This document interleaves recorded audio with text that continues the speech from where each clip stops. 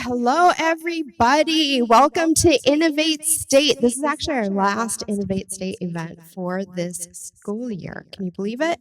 Our final one. Tonight we have Matt Thomas, founding partner of Stealth Startup, and then the conversation's moderated by Adam Robinson, co-president of the private equity org here at MSU, and is also a Burgess Discovery member. So they're going to have a discussion up here for about 45 minutes. Then we'll open it up to 10 to 15 minutes of Q&A. So make sure you think of your questions and be ready at the end of the session to ask your questions. Just want to remind you of one big event that we have coming up during 517 E&I week. It is the Burgess New Venture Challenge. Who here is going? I want to see all your hands. All right, so this is where we're going to see 15 of our top students in our Discovery and Launch programs have a trade show and compete for over $50,000 in prizes, so this event is going to be April 9th. And go to eship.msu.edu to find all of our events and register. So let's give a big hand for Matt and Adam. Come on up. Have a seat.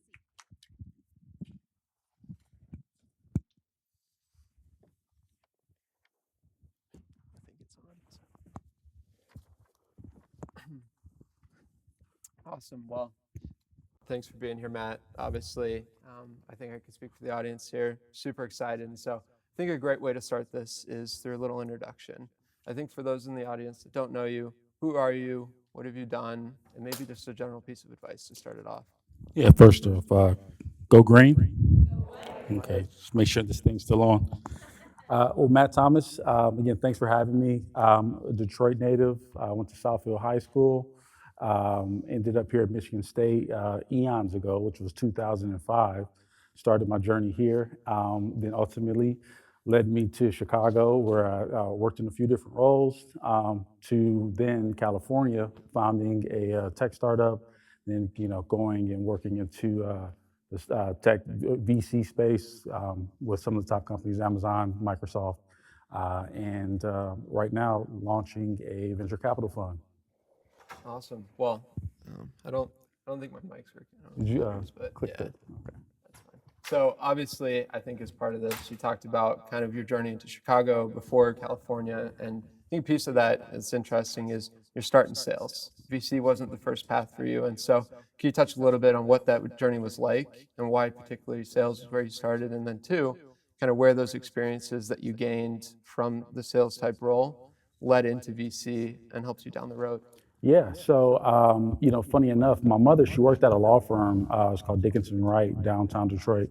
And so she was really trying to steer me towards the law school route. And so she's like, I think you'd be a great lawyer. And I'm like, I don't really know what that means other than going to school for another 3 years. And so I ended up doing, communication poli-sci here. And, once I graduated, this is 1 year after the worst crash that we've experienced for a lot of us in our lifetime. And so, that being said, the first thing I want to do is just get a job, get a role somewhere, and start to get some sort of experience. And so I got a entry level tech sales job working in Chicago. And from there, that led me to moving into medical device sales, more outside, helping patients, selling Microsoft or selling implants. And it wasn't until I had an idea for a tech startup that really kind of led me to kind of make that transition into the tech startup space. Awesome. And obviously within like the VC space, a lot of it is thinking about a business, especially the business plan and some of the ins and outs. And so through your time in sales, like what were those experiences that allowed you to kind of focus on creating, one, a compelling story, but two, kind of understanding the ins and outs of a business to then apply that further on?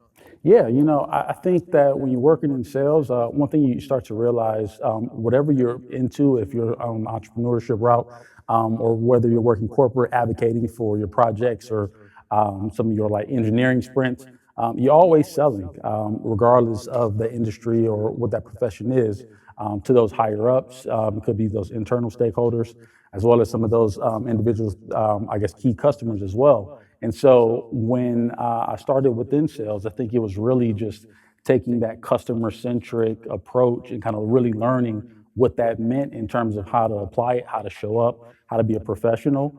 I think that those were like some critical soft skills, and that experience I think has absolutely served me in trying to launch some of these new endeavors. Awesome. So I know you talked about kind of your journey into poli sci, and before that, thinking about law school and the additional 3 years. Now, a little later into your career, obviously went back to school for a master's and an MBA in quantitative management. And so you touched a little bit on what drove that decision, and then two, how did that change how you thought about the tech, the finance, and then thus the venture capital investing space? Yeah, that's a really great question. And even prior to going to business school, I had a tech startup that I founded some years ago. It was called Bond Shop Club. And it was all about reconnecting high-end consumers and luxury retailers by offering incentives that you can only get in store. Now, this is around the time of, Groupon and Rue La La. There's a big e-commerce boom between, 2010 to 2015 or 16. And the thesis and the question I started to ask was, what are some of those incentives that would motivate a consumer that can just, get Amazon dropped in a couple of days or order from this e-commerce platform? What would entice a customer to want to go in store, to have that interpersonal touch, and to travel to that brick and mortar? From a retailer perspective, they still, again, had retailers, they had employees, headcount, commissions they were paying, and they also wanted to make sure they boost employee morale. So this platform was created to try to, bridge that gap. And I ended up raising some angel dollars for that.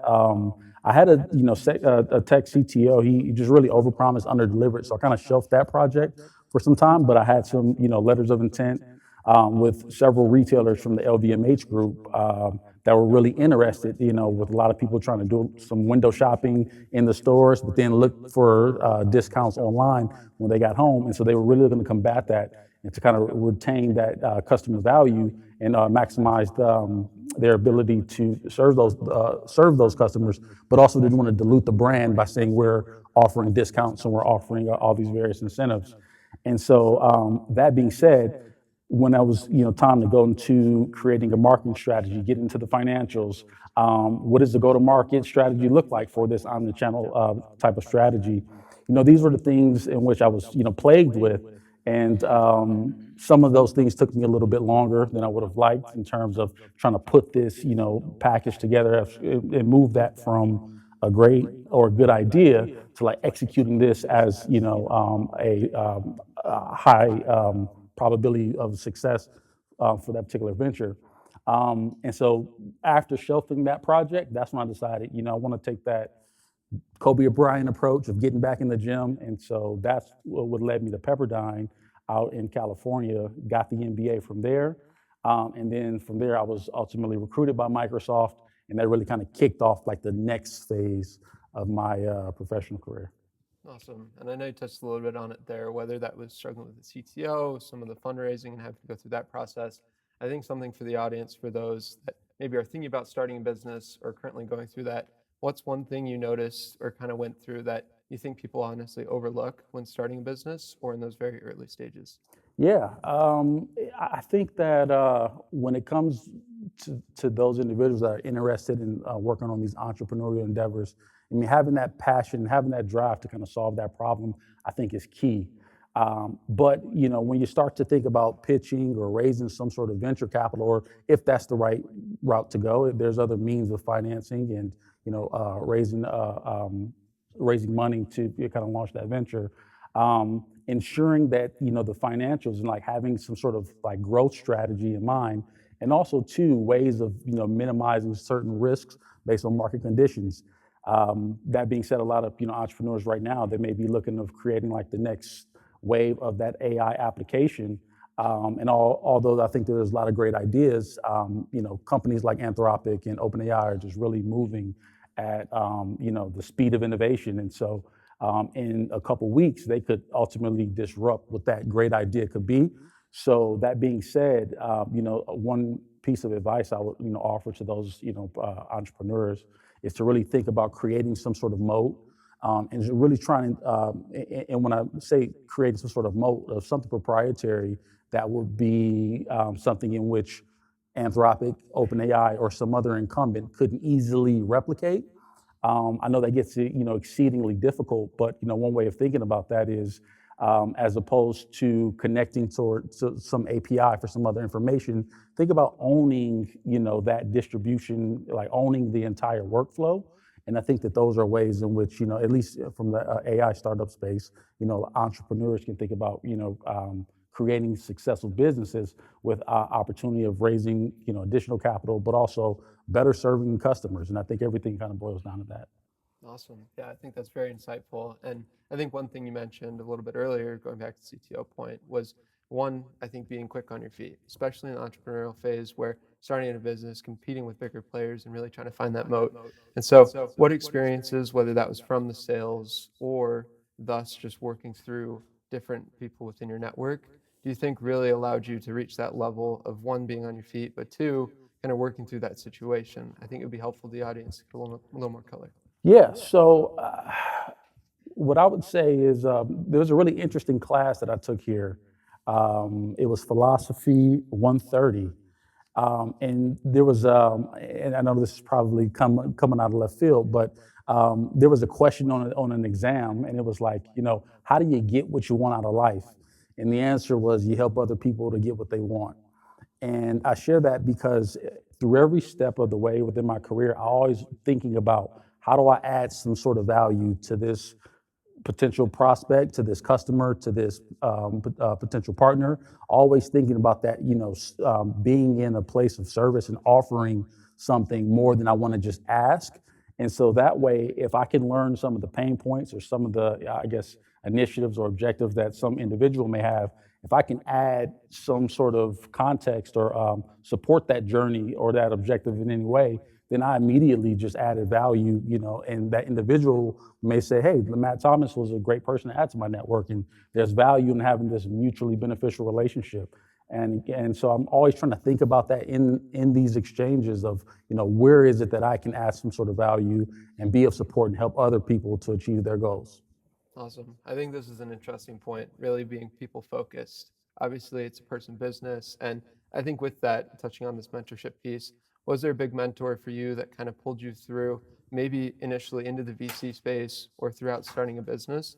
And for the audience, what advice do you have for finding that mentor and what qualities possibly to look for? Yeah, I think the beautiful thing is that mentorship and inspiration can come in all different shapes, sizes, and through various individuals. And so I think that the best way of trying to gauge, a certain individual is who helps you to ask better questions and think a bit more intently about, some of the answers or some of the things in which you're looking to achieve. That being said, funny enough, we have him right here as my older brother, Dave Bennett. He was one of the first entrepreneurs of the family. He decided to come support me here. And so when I had the luxury of, seeing him try to test out some of his ideas, I think that inspiration of entrepreneurship was absolutely there in the house. And so that being said, I think it's really important not to, look to kind of even put the label of, mentors so much on individuals, but, who can I meet with? Who can I have a conversation with that could really help inspire me and birth these ideas in the best version of myself? And a lot of that just comes from, really, again, having an understanding, and those individuals are willing to ask those better questions in terms of like, how do I get the best version of me birthed out into manifest into this world? Awesome. And I think to that point, talking about understanding who the founder is and possibly the person on the other side of the table, now moving a little bit more kind of having started your own company, having been in that founder seat to now on the VC side, what do you think those attributes are and advantages you have from that experience compared to other people? Yeah, so I think, it's a really interesting time, I will say, in the venture startup ecosystem.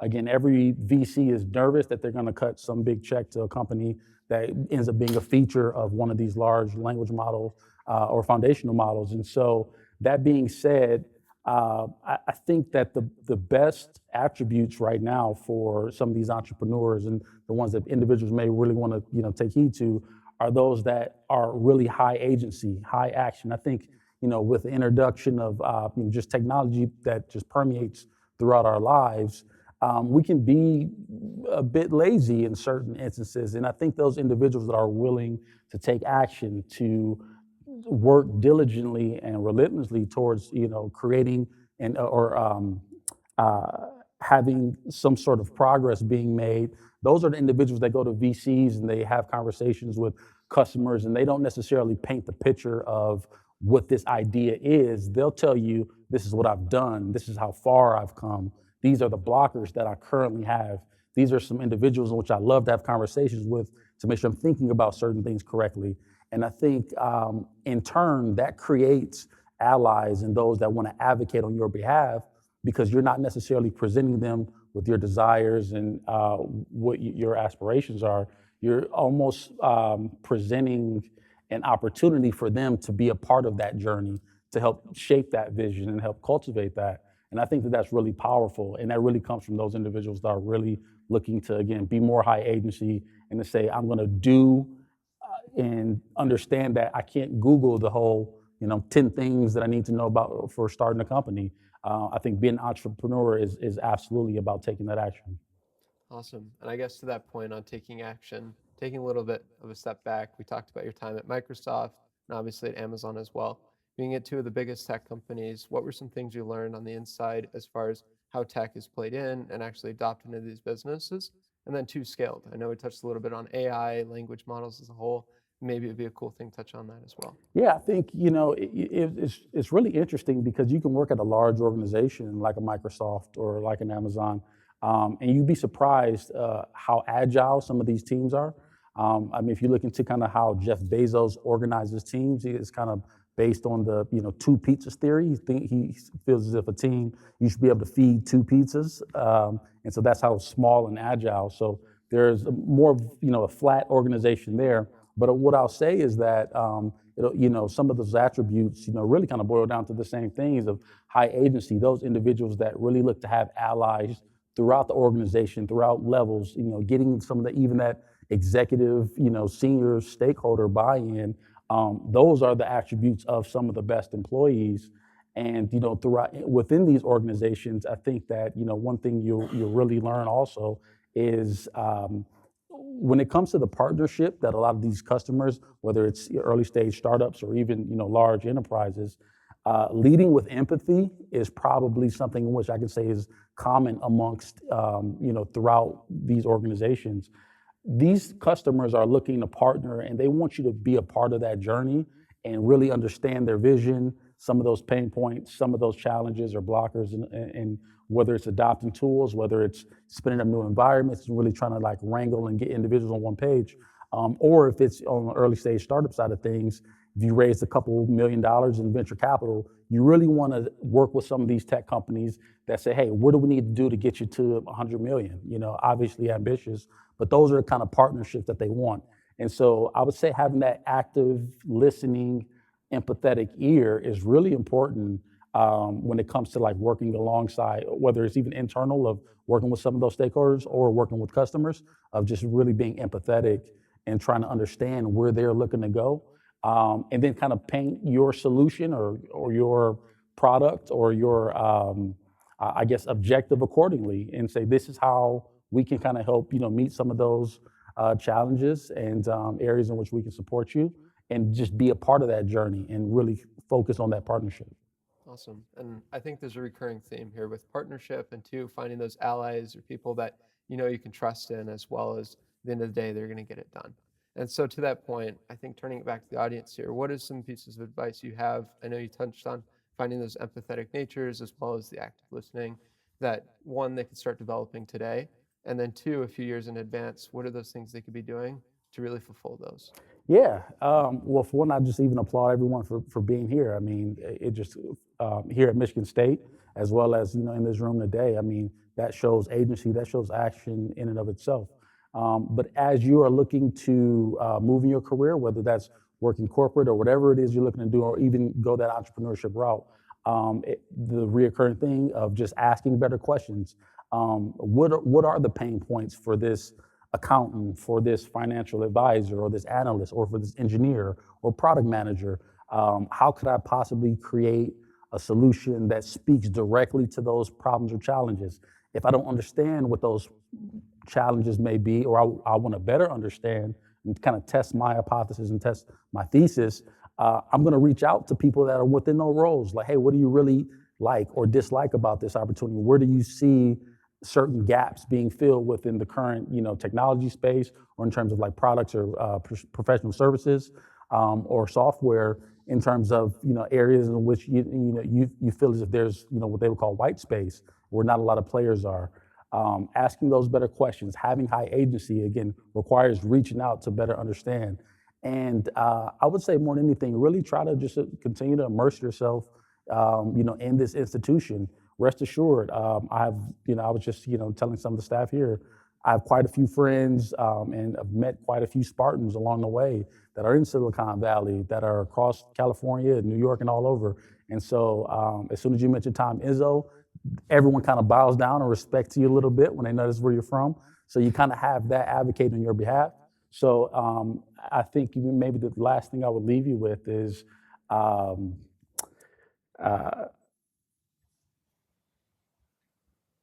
I would say the last thing I would leave you with is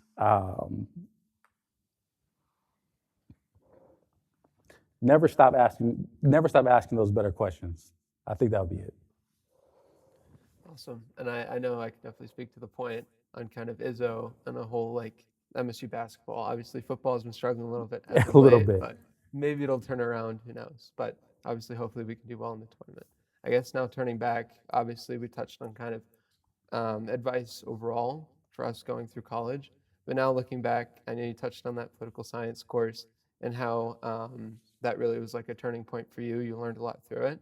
What are some of those memories you remember from your time at MSU, or maybe your master's or MBA program, that one, speak to you each day and kind of keep you motivated, and then two, you can look back on and find things that you really cherish?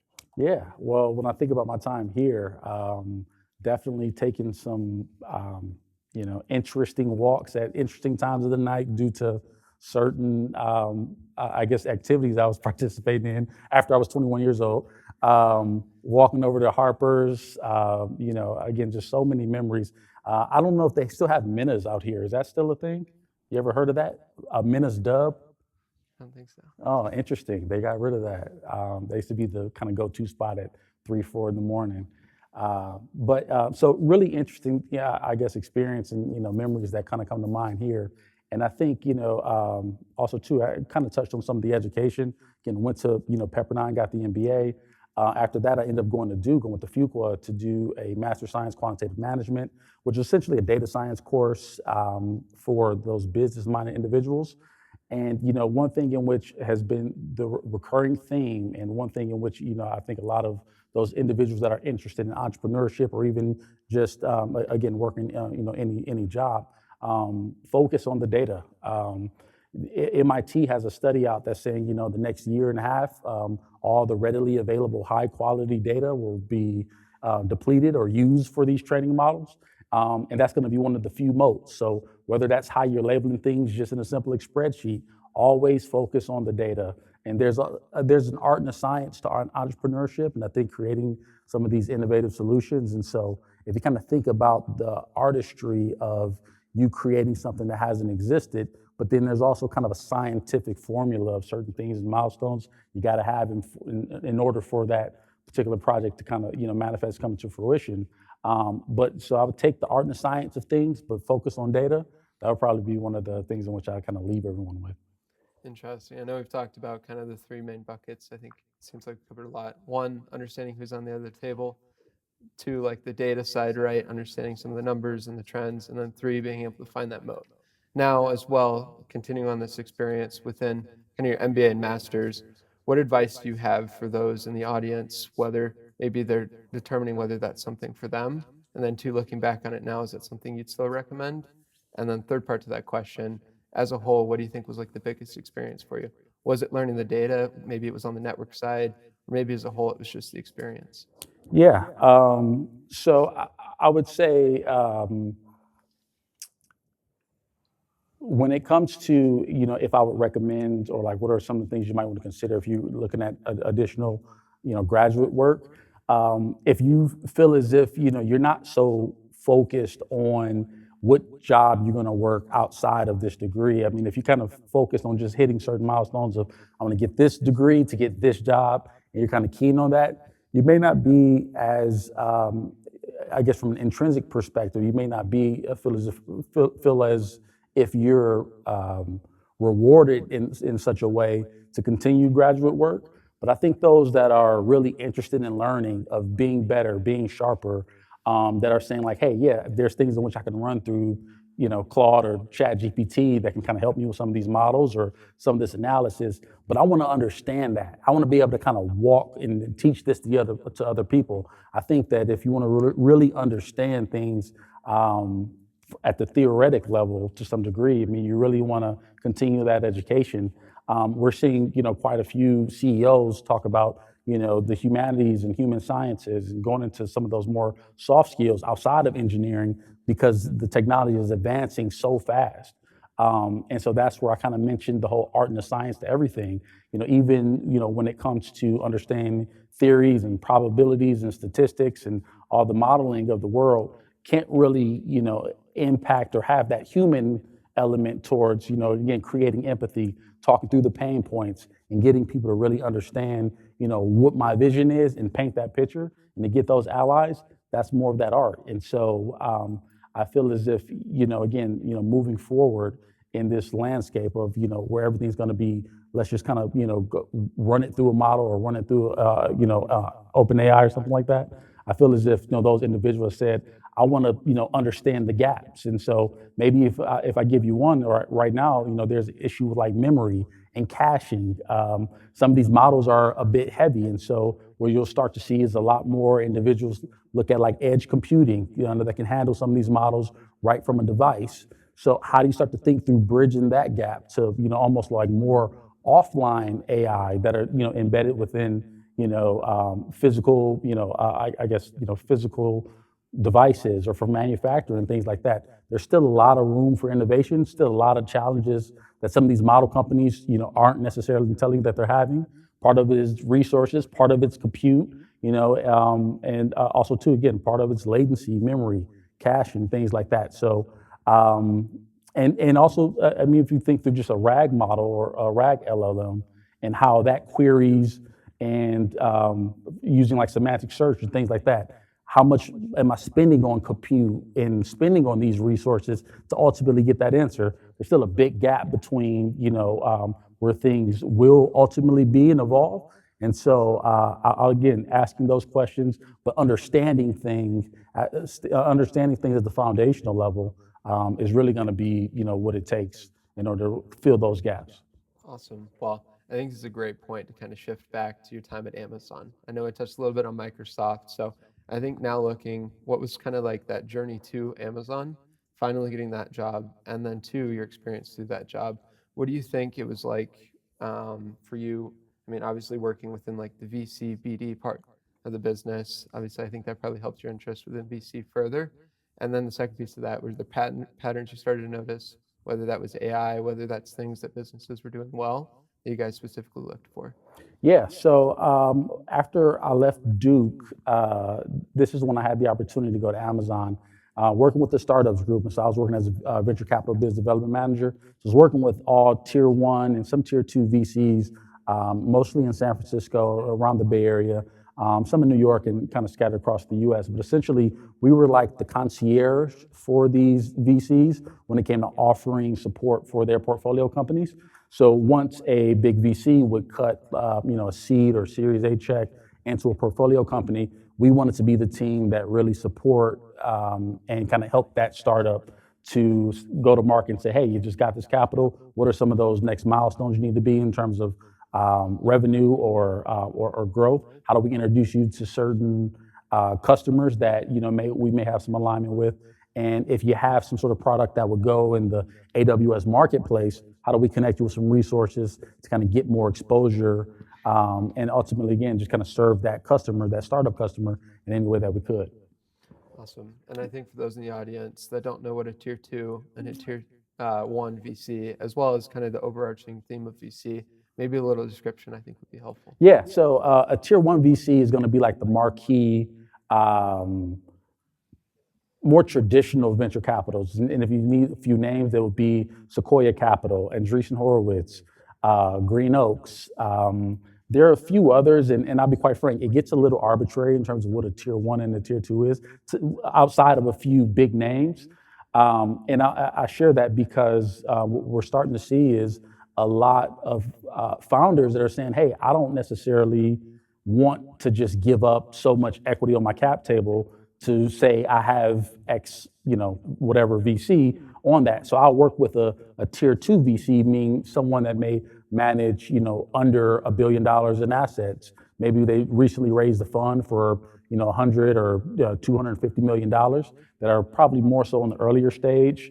Not as many growth funds are probably, sub 1 billion, but, those are probably, everyone that would be under 1 billion would be, or most of them will probably be a tier two. But those that have, 10, 25 billion in assets would be like a tier one VC.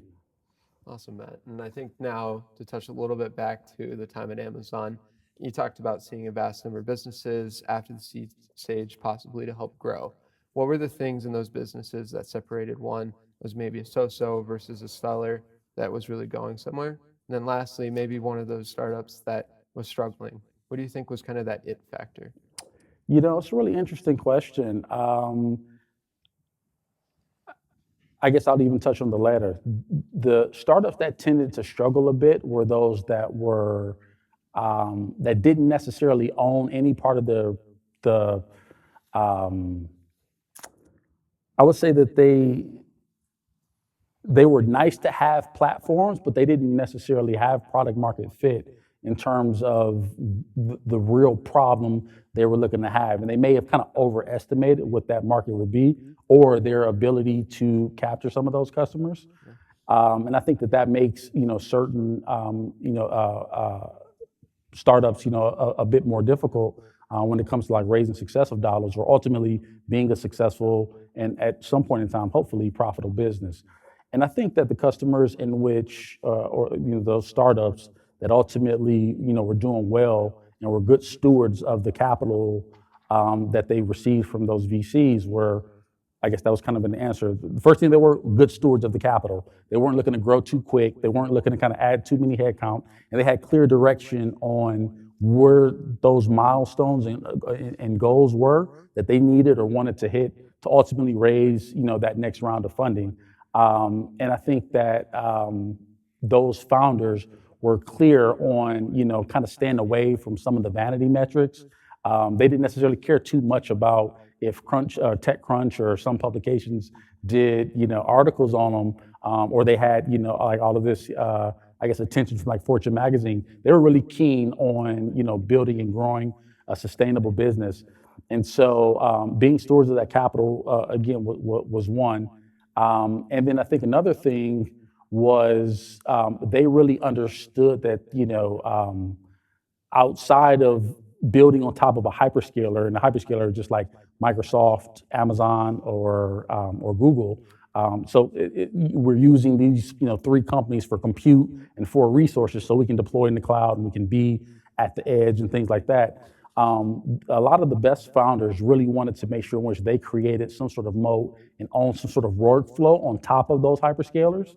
And I think that allowed them to kind of capture and collect and retain more data and information that allowed them to be a bit more agile. And we would call that a data monetization strategy, where this is either where we look to kind of use data and information to kind of optimize or streamline our resources internally, and that may be deploying in other clouds and using like a multi-cloud strategy, or ultimately using it as like an external data monetization strategy, which would be turning the information that we have into some sort of case study or reports or data products in which we can monetize. So that way we were able to kind of diversify, or these founders are able to diversify the revenue streams and ultimately, have a bit more stickiness for the organization, throughout the organization. And I think a lot of the best founders were able to do that extremely well. Yeah, and I guess now to this piece, obviously focused on the founder side of it, to now starting a VC firm. Touched on like finding the moat and differentiating yourself. And so, what do you think those pieces were for now being at Stealth? And then two, the second piece to that, what do you think was like the factor that you saw as a gap in the market, maybe, or where you could really differentiate yourself? Yeah, so when I was at Amazon, I would ask a lot of the founders, like, hey, or alongside this capital, if they were building some sort of like AI solution, I would ask kind of what's that strategy and like what are you thinking about on the data side in terms of fine tuning and right sizing some of these models, or even how to use that internally. And this is after again they would have gotten some sort of venture dollars from these large VCs. I would ask that question, and a lot of times I didn't get a good answer. I didn't get a good answer in terms of how they should think about a data strategy. I didn't get a good answer in terms of like how they should think about right sizing those models or the data infrastructure. And so that was kind of the gap that I started to see, which led me to ultimately founding this early stage firm called Bourgeois Ventures, and it was inspired by a book written by a couple of economists. It's called "Leave Me Alone and I'll Make You Rich: How the Bourgeois Deal and Enrich the World." And it goes into how, if you look over, societies over around the world over time, you'll see that it's not real estate or natural resources that has gotten societies wealthy. It's really been that capitalist entrepreneur relationship where those individuals are betting on, or those capitalists and investors that are betting on bold entrepreneurs. And they kind of talk about this in three acts. The act one is, allowing entrepreneurs to creatively disrupt. Act two is, with this disruption, there's going to be some more incumbents. Meaning, if I go ahead and I invest in Uber and it's successful, now Lyft comes around. But in the third act, it said that we all would have made off well because of that endeavor. And so when I thought about every interaction with the founder, to some degree, it kind of mimics, that book. And so that's where the name comes from. And so really it's all about now, being the data-centric concierge and support for founders to help them leverage the power and agility of data as they're looking to validate product market fit and ultimately, creating monetizable data assets. Yeah, and obviously we touched a little bit on the founder side and how they manage their capital. So now on the VC side, can you maybe give a little bit of color on what the fundraising process was like, how that went, and then overall kind of what you learned through that process? Yeah, so I'm still fundraising. It's extremely brutal, to be quite frank, on the, limited partner side of things. So limited partners are like institutions, large banks and investors that invest in other managers to ultimately make those investments, just for clarity. So things have been extremely competitive in the market. And so what limited partners want is the ability to be early and to kind of, get in and allocate capital with managers that they feel as if can bring them some of the hottest deals, where they kind of capture some of that ownership early. So what I'm doing right now, I'm still in talks with several, anchor investors. There's some deals which I'm doing through what we would call like deal warehousing, or SPVs. So if someone had a great idea, or there's an entrepreneur that I wanted to invest in without raising the capital, I spin up a special purpose vehicle and say, hey, investors, I'm looking to put in $250,000. We'll kind of have this ownership. So we kind of invest through this special purpose vehicle, again called an SPV. And then that SPV will get warehoused, where we ultimately roll that into the fund at the end of the fundraising. So it's right now a lot of fundraising, a lot of meeting with entrepreneurs, and also too, just kind of demonstrating that value and why this fund and this firm, has the resource to kind of support entrepreneurs as we kind of enter and usher in this next wave of the AI innovation. Awesome. And I know we've touched a little bit on kind of being agile, being able to adapt, but then two, asking those deeper questions, asking the right questions as well. So now, obviously, looking into SPVs and kind of differentiating yourself through those as well, going back to that other question on kind of finding those right questions as you're going through due diligence or overall trying to source deals, what are those questions you're asking? Yeah, that's a really great question. So I think that early on, especially since this is like some of the first money in, you're looking to make quite a few bets, but you really want, as I'm diligencing and looking at some of the markets and talking with some of these startups, a lot of it really is about like the question in which a lot of VCs have: what's going to stop Anthropic or OpenAI from creating some new feature and this being obsolete? And so really understanding, how well the founder understands the product and the problem in which they're looking to solve, understand some of those market challenges as well as those pain points. But also, I think at the earlier stages, understanding, hey, founder, what equips you to go to market and be able to move quickly and leverage this capital to, innovate? So what does that team look like? Where does your experience come from? How can you quickly have some LOIs or kind of show some of that early traction? And I think where we're going from just a, ecosystem is, moving from really interesting, pitch decks, even at the earlier stages, to, full deployable products. And if you all want, I guess, like a few different, platforms to kind of spin up some of these proof of concepts, you can look at Replit, Lovable, Vercel. These are platforms in which, you can really quickly, create web apps or different applications with, little resources. They can really low code, no code, where you can almost describe your problem. And so I think, having that at a bare minimum nowadays, and also too, maybe it comes back to the question about the moat of, like, where is the moat for this particular product? Is it in the workflow? Is it in the data that you're capturing and collecting? And then ultimately, like, how do you make sure in which you have a strategy around that infrastructure that you're using, where you're not giving all of your margins to a foundational model like an OpenAI or an Anthropic, or conversely also to Google, Amazon, or Microsoft, as to where this can ultimately again be more profitable business. And so founders that understand that now, I think are those in which that again are high agency. They're starting to say, hey, this is kind of what we've done so far. This is where we are. This is what this 250, 500,000 or $1 million, would get us. These are also too some of the risks that we, anticipate as we raise this money. And again, there's very uncertain times for a lot of people in the startup VC ecosystem. And so also, those that are, being open and upfront and honest about what some of those challenges that they anticipate is something in which, we like to, converse, or also just see if the founders kind of, thought through those things as well. Yeah, no, that's a great point. And I think on that point, we touched a little bit on questions there. I think it's a great time to turn it to the audience for maybe some questions, if that's okay with you. Yeah, absolutely. You mentioned that data is like a big thing for you, and I haven't read that. But in 7 days, I've also been looking into data, and I think the biggest issue with like the higher level models is the actual context compression and the amount of compute costs it actually costs. So how do you think in the future we compete with China, who's having all these locally run small quantized models compared to these massive models from OpenAI and Anthropic? Yeah, it's a great question.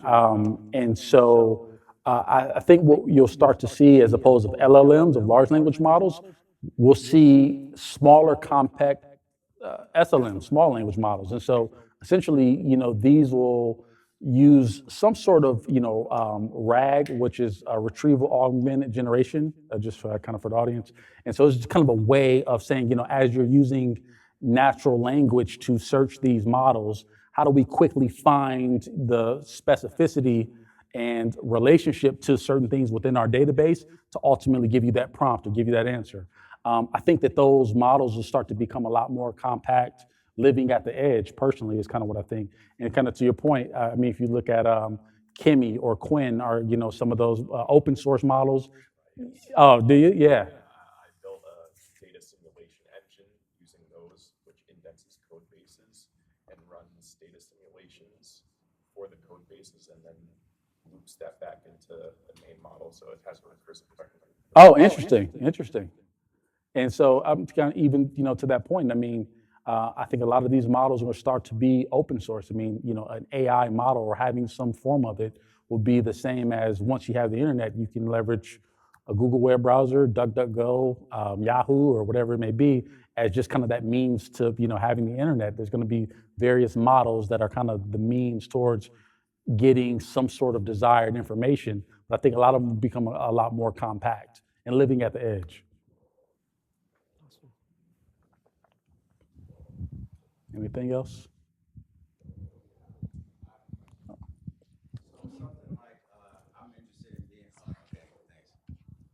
Okay, hi, my name is Dustin. Something like I'm interested in doing a residential mixed-use development.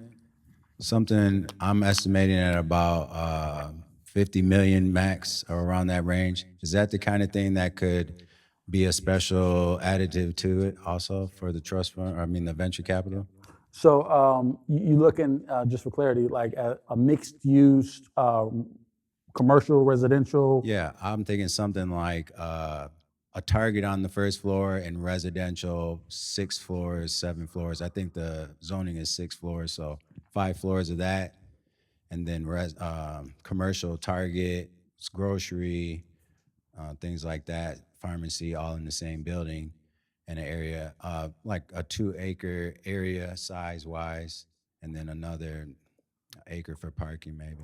Yeah, so one thing I'm focused on is like early stage tech startups. But when it comes to like what you're working on, for one, congratulations. I mean, it's a great job. I think it's a great time for more mixed use. There are real estate funds that are specifically looking at whatever that thesis may be. There's real estate funds for Airbnb or short-term rentals and just like other avenues. If venture or like private equity type of capital is what you're targeting, I would say one way of getting going is, depending on that market that you're looking for, working with like SBA and some of those small business grants and loans. I think that, there's quite a few community incentives depending on, again, the market that you're looking to build at. Because one thing that's obviously, I think the United States still has a housing shortage. And so if there was like some affordable housing component, there's like local municipal government, capital loans, working lines of credit, and investment dollars that you may be able to get from there. That probably is the direction in which I would, advise you to steer. Okay, But there's absolutely, some resources out there for you. All right, thank you. No problem. Did you have a...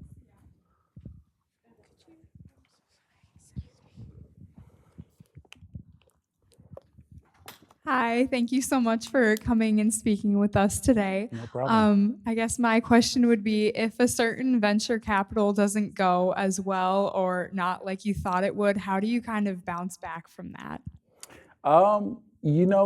It's really interesting. I think that's a great question. One thing in which I would encourage, individuals to do is kind of build in public, and also too, to some degree, fail in public. I think a lot of individuals, for one, people in venture understands that, the probability of going from, seed, early stage investment to a unicorn or IPO is extremely small. And so I think that we understand that this is a business of risk. Those things do happen.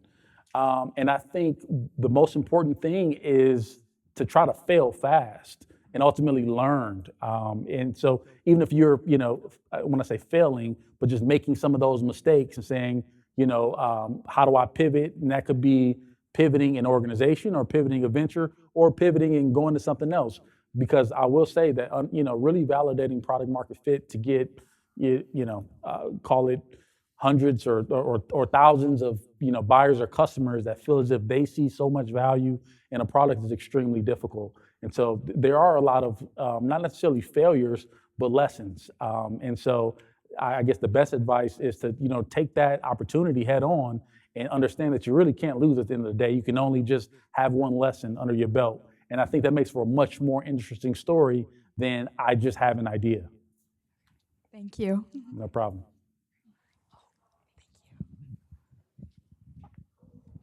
Hello, hi, this is Sandeep. I have a quick question about the product market fit. You have seen a lot of early startups, right? Yep. Do they have anything unique that they bring to you regarding the product market fit on like how do they actually pitch uniquely? Have you ever seen any unique pitch? I would say, I guess yes to answer the question. I would say the more unique cases or instances of finding early signs, I guess I'll say, of product market fit. I mean, because it really takes until Series A is kind of when we really have this thing, and we're focused on building a larger organization around that. I would say the instances of that are those founders that really understand, how their product is seamlessly embedded and woven into certain workflows. And also too, when it comes to like the adoption barriers, they really understand the audience that they want to speak to early on. And I think that kind of comes with, again, of like owning a workflow or owning a particular element to solving a problem. I think that's really important, because when you just live on top of it, meaning if I create a wrapper of a foundational model or something, it could be really easy for someone to say, you know what, I'd rather just go to what's feeding your product. But some of these founders are really focused on like owning the entire workflows and owning that up front. And I think that depending on like their use cases, I'm thinking right now some B2B enterprise type customers, so to speak, they really understand some of those barriers to entry, working with procurement. If you are looking to sell into an Amazon or a Microsoft, of saying, hey, this is what those engineers are doing, this is what they're all plagued with, this is how this particular product solves that. And so to some degree, the earliest dollars that you get in venture still really validates that you are on the right on the right track towards product market fit. And this is what that capital is for, of you further validating that. So it's still hit or miss, because a lot of companies also do fail after, reaching like a, Series B is extremely difficult, So I would say that that's probably, again, the best indicators early of validating product market fit.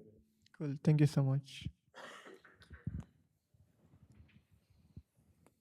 So when deciding what projects to build and which one to focus on specifically, how do you determine the pros and cons of, how do you determine the pros and cons of choosing one project to work with and then comparing that to another project that you had just started? So you're saying, like, as the entrepreneur, how do you kind of? Yeah, and for me personally, because I have currently 3 concurrent projects that I'm working on separately. Well, to some degree, you got to calculate the opportunity cost of, hey, what am I giving up by focusing on either A, B, or C? So I think, really kind of defining what that is. And also too, I mean,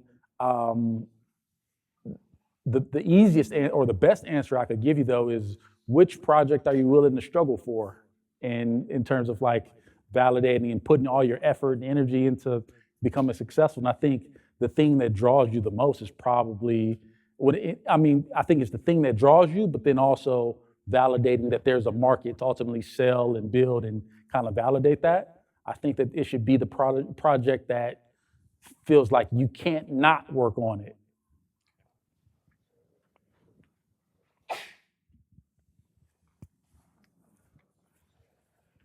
Awesome. Well, I think that's all the questions. I have one last question for you. Looking back on your time at MSU, what's one piece of advice you would leave with everyone in the room? Yeah. One piece of advice I would leave with everybody, really, to be quite frank, enjoy this time. You're all doing the right things. Silicon Valley, tech start, all that world is going to be waiting for you. Can't wait to meet you, once you're done. But I really, I feel such a warmth of coming back to this place. And it goes by so fast. And so I kind of wish I could relive some of these moments. And so just know that you're in the right place. You're doing all the right things. Really enjoy this time, immerse yourself into the program. It never hurts to kind of reach out and, look to build some of those allies in those industries or markets that you have interest. So I encourage you to do that. But, I think that there's something, to be cherished with just really enjoying this time, because it's going to, again, it's going to be over before you know it. So Awesome. Well, thanks again for the time, Matt. Round of applause. thank you.